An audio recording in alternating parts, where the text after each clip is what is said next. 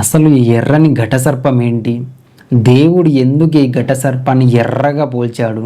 ఈ ఎర్రతనం గురించి యెషయా గ్రంథం 1వ అధ్యాయం 18వ వచనంలో దేవుడు ఇలా చెప్తున్నాడు, మీ పాపములు ఎర్రని రక్తము వలె ఉన్నాయి అని. అంటే భయంకరమైనటువంటి పాపాలు చేసినటువంటి ఈ ఘటసర్పము ఏంటి? ఈ ఘటసర్పము సాతానని, పూర్వకాలం నుంచి ఉందని, మనుషులందరినీ మోసం చేసుకుంటూ వస్తుందని, ఒకరోజు ఇది వస్తుందని, మనుషులందరినీ నాశనం చేస్తుందని, తన వైపు తిప్పుకుంటుందని చెప్పాల్సిన అబద్ధాలు మొత్తం మన పాస్టర్లు చెప్పేశారు. కానీ అది సాతాను కాదు, అది దయ్యము కాదు, అది నిజంగా వచ్చేటువంటి ఒక డ్రాగన్ లాంటి ఒక మహా ఘటసర్పము కాదు. దేవుడు ఒక రాజ్యాన్ని ఈ విధంగా ఉంటుంది అని పోల్చి చెప్తున్నాడు అంతే. ఈ ఎర్రని మహాఘట సర్పమే రోమా సామ్రాజ్యము. కాలం గడిచే కొద్దీ ఈ రోమా సామ్రాజ్యాన్ని ఎర్రటి మహాఘట సర్పంగా దేవుడు పోల్చి చెప్తున్నాడు. దానికి 7 తలలు 10 కొమ్ములు. 10 కొమ్ములు మీరు ఎక్కడో విన్నట్టుంటది. 10 కొమ్ముల గురించి దానియేలు గ్రంథం 7వ అధ్యాయంలో చెప్పబడింది. ఒకసారి చదువుకుందాం. దానియేలు గ్రంథం 7వ అధ్యాయము 7వ వచనం. పిమ్మట రాత్రి యందు నాకు దర్శనములు కలిగినప్పుడు నేను చూచుచుండగా ఘోరమును భయంకరమునగు 4వ జంతువు ఒకటి కనబడెను. అది తనకు ముందుగా నుండిన ఇతర జంతువులకు భిన్నమైనది. అది మహాబలమహత్యము గలది. దానికి పెద్ద ఇనుప దంతములను 10 కొమ్ములను ఉండెను. 10 కొమ్ములు ఉండెను. ప్రకటన గ్రంథం 12వ అధ్యాయంలో ఉన్నటువంటి ఈ మహాఘట సర్పానికి 10 కొమ్ములు ఉన్నాయి. దానియేలు గ్రంథం 7వ అధ్యాయంలోని 7వ వచనంలో చెప్పబడుతున్న 4వ మృగంలో కూడా 10 కొమ్ములు ఉన్నాయి. అంటే దానియేలు 7వ అధ్యాయంలో చెప్పబడిన 4వ క్రూర మృగమే ఇక్కడ చెప్పబడుతున్నటువంటి మహాఘట సర్పము. 2 ఒకటే. గబ్రియేలు దూత ద్వారా క్రీస్తు పూర్వము దానియేలు గారికి ఈ విధంగా వివరించబడింది క్రూర మృగముగా. క్రీస్తు శకము యోహాను గారికి గబ్రియేలు దూత ద్వారా ఘట సర్పంగా ఇది చూపబడుతుంది. ఈ ఎర్రటి మహాఘట సర్పము రోమా సామ్రాజ్యము అని మనకి క్లారిటీ వచ్చింది. మరి 10 కొమ్ములు ఏంటి? ఈ 10 కొమ్ముల గురించి దానియేలు గ్రంథము 2వ అధ్యాయంలో కూడా చెప్పబడింది. ముందు వీడియోలో చెప్పాను, ప్రపంచాన్ని ఏలి పగిలిపోయిన 4 సామ్రాజ్యాలు, ఏలుతున్న 5వ సామ్రాజ్యం గురించి నీకు తెలుసా అని. ఆ 5వ సామ్రాజ్యంలో చెప్పబడినటువంటి ఆ 10 వేళ్ళు, కాళ్ళు, పాదాల దగ్గర ఉన్నటువంటి 10 వేళ్ళే ఈ 10 కొమ్ములు. ఈ 10 కొమ్ములు ఏంటో చూద్దాం. దానియేలు 2వ గ్రంథంలో చెప్పబడిన 10 మంది రాజులు, ఈ మహాఘట సర్పంపై 10 కొమ్ములు ఉన్నాయి కదా, అవి ఇవి ఒకటే. అవేంటో చూద్దాం. అది యూరప్ కంట్రీస్ అని నేను ఆ వీడియోలో చెప్పాను.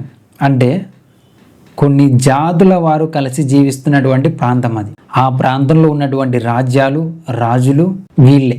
ఫస్ట్ది హన్స్, 2వది వాండల్స్, 3వది విసిగోత్స్, 4వది బర్గండియన్స్, 5వది జెపిడేస్, 6వది లంబార్డ్స్, 7వది ఫ్రాంక్స్, 8వది సువియన్స్, 9వది అలన్స్, 10వది బార్వియన్స్. ఈ జాతుల వాళ్ళ గురించే చెప్పబడుతుంది ఈ 10 కొమ్ములు ఈ యూరప్ కంట్రీస్.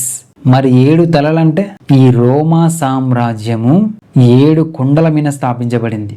చిన్న పట్టణం, చిన్న విలేజ్గా మొదలయ్యి మహా సామ్రాజ్యమైంది. కాబట్టి దాన్ని మనం ఫైండ్ అవుట్ చేయడానికి, దాన్ని గుర్తించడానికి 7 తలలు అని చెప్పేసి అన్నారు. 7 తలలు అంటే 7 కొండలు అని అర్థం.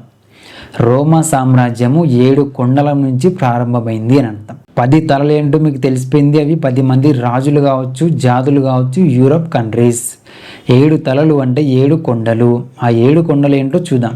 మొదటిది అర్సెంటైన్ హిల్, 2వది సెలీనియన్ హిల్, 3వది క్యాపిటోలైన్ హిల్, 4వది ఎస్కిలైన్ హిల్, 5వది పాలటైన్ హిల్, 6వది క్యూరినల్ హిల్, 7వది విమినల్ హిల్. ఈ హిల్స్, ఈ కొండలే 7 తలలు. మరి 7 కిరీటములు అంటే 7 గవర్నమెంట్స్ అని అర్థం. వాళ్ళు పెట్టుకున్న రాజ్యాంగాలు, గవర్నమెంట్స్ అని అర్థం. దేవుడు చూడండి మనకి ఎంత మంచి క్లారిటీ ఇస్తున్నాడు ఆయన జ్ఞానంతో. 10 కొమ్ములని, 7 తలలని, 7 కిరీటాలని. మనము వాటిని గ్రహించక చరిత్రతో ఇష్టం వచ్చినట్టు అబద్ధాలు చెప్పుకుంటూ, నోటికి ఏది వస్తే చెప్పుకుంటూ విశ్వాసులను మోసం చేసుకుంటూ వెళ్తున్నారు మన పాస్టర్లు. కానీ ఈ సత్య జ్ఞానం అందరికీ అందదు. తరతరాల్లో ఎవరికి ఎంత జ్ఞానం ఇవ్వాలో, ఎవరిని లేవనెత్తుకోవాలో ఆయనకు తెలుసు. ఎవరి ద్వారా ఏమి బయట పెట్టాలో ఆయనకు తెలుసు. ఎవరిని తొక్కాలో కూడా ఆయనకు తెలుసు. క్లారిటీ వచ్చిందనుకుంటున్నా. 10 కొమ్ములు అంటే నేను చెప్పబడిన రాజులు రాజ్యాలు 7 తలలు అంటే 7 కొండలని, 7 కిరీటములు అంటే రాజకీయ తత్వాలని, లేదంటే గవర్నమెంట్స్ అని మనం అనుకోవాలి. ఇప్పుడు ఆ ఎర్రటి మహాఘటసర్పమైనటువంటి రోమా సామ్రాజ్యం ఏం చేస్తుందో చూడండి. 4వ వచనంలో, దాని తోక ఆకాశ నక్షత్రములలో 3వ భాగము నీడ్చి వాటిని భూమి మీద పడవేసెను. కననయ్యున్న ఆ స్త్రీ కనగానే ఆమె శిశువును మృంగివేయవలనని ఆ ఘటసర్పము స్త్రీ ఎదుట నిలిచి ఉండెను. ఆ మహాఘటసర్పమైనటువంటి దాని తోక ఆకాశంలో ఉన్నటువంటి నక్షత్రాలను ఒక్క ఊపెలోపు 3వ వంతు భాగం మొత్తము కూలిపోయి భూమి మీద పడిపోయిందంట. అంటే దాని తోక ఎంత పవర్ఫుల్గా ఉండాలో చూడండి. దాని తోక ఇంత పవర్ఫుల్గా ఉందంటే దాని తలలు కావచ్చు, దాని బాడీ ఇంకెంత పవర్ఫుల్ ఉండాలి. అసలు ఇక్కడ తోక అంటే ఆ రాజ్యము చివరిలో ఏలుతున్నటువంటి రాజులు అని అర్థం. తోక అంటే చివర. ఆ రాజులు అంత పవర్ఫుల్.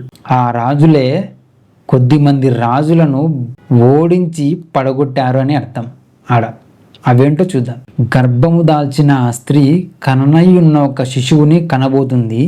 ఆమె కనిన వెంటనే ఆ ఘటసర్పము ఆ శిశువును మింగివేయాలని చూస్తుందంట. మనకు స్త్రీ ఎవరో క్లారిటీ వచ్చింది, ఘటసర్పం ఎవరో క్లారిటీ వచ్చింది. ఈ శిశువు ఎవరు? ఈ శిశువు యేసుక్రీస్తు వారు అనుకుంటున్నారు కదా? తప్పు. మీరు ఈ శిశువుని యేసుక్రీస్తు వారు అనుకున్నారంటే మళ్ళీ పప్పులో కాలేసినట్టే. పప్పులో కాలు కాకుండా ఉప్పేసుకొని మాత్రమే తిందాం. అది విశ్వాసులైన మనకు తగుదును. 5వ వచనము, సమస్త జనములను ఇనుప దండముతో ఏలనయ్యున్న యొక్క మగ శిశువును ఆమె కనగా ఆమె శిశువు దేవుని యొద్దకును ఆయన సింహాసనం యొద్దకును కొనిపోబడెను. 5వ వచనంలో చెప్పబడుతున్నటువంటి సమస్త జనములను ఇనుప దండముతో ఏలేటువంటి ఆ మగ శిశువు యేసుక్రీస్తు వారు కారు. అది రోమా సామ్రాజ్యంలో పుట్టుకొనిచ్చిన ఒక రాజు. ఆయనే కాన్స్టాంటిన్ ది గ్రేట్. ఈయన రోమన్ కింగ్, మొదటి క్రైస్తవ రోమా కింగ్. ఈయన ఆ రోమా సామ్రాజ్యాన్ని క్రైస్తవంలోకి మార్చేశాడు పూర్తిగా. ఆయన గురించే చెప్పబడుతున్నది. అదేలాగో చూద్దాం. యేసుక్రీస్తు వారు సంఘాన్ని స్థాపించిన తర్వాత రోమా సామ్రాజ్య కాలంలో స్థాపించబడినటువంటి సంఘము గర్భము ధరించి ఒక కుమారుని కంటుంది. ఈ కుమారుని చంపేయడానికి అదే రోమా సామ్రాజ్యంలోని ఘటసర్పము అంటే అధికార సంబంధమైన పాగాన్ రోమన్ సామ్రాజ్యము. అసలు స్త్రీ యొక్క ప్రెగ్నెంట్ డేస్ ఎన్ని రోజులు ఉంటాయి? 280 రోజులు. మీరు గూగుల్లో సెర్చ్ చేస్తే తెలిసిపోతుంది. ఉమెన్ ప్రెగ్నెంట్ డేస్ టోటల్గా 280 రోజులు ఉంటుంది. ఇప్పుడు బాగా ఆలోచించండి, 280 రోజులు.